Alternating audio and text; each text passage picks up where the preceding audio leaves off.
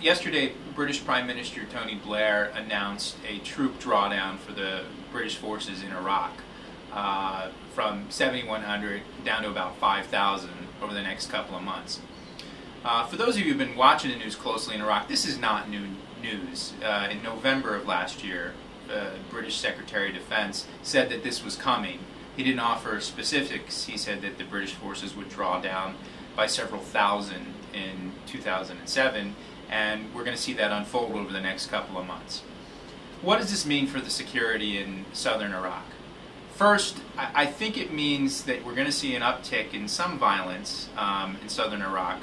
The British forces essentially have stood by for the last several months while Iraqi Shiite militias have battled it out in places like Diwaniyah and Imara and other large cities in southern Iraq. Southern Iraq actually has 70% of the oil resources of the entire country, and there have been some vicious battles over those resources. Because when you come down to it, the struggles inside of Iraq, to a great extent, is a struggle for power.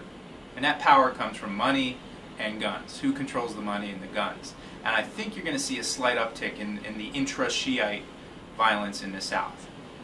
Now, some people like Vice President Dick Cheney have said that this is a sign that everything's going well in southern Iraq. And I actually don't think that that's completely true because of these problems of the Iraqi security forces being able to hold on and maintain law and order.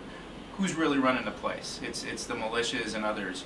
And at the end of the day, I think the British forces have decided that there's little else that they can do to help secure the country, while Iraqis continue to have these fights amongst themselves, these struggles for power.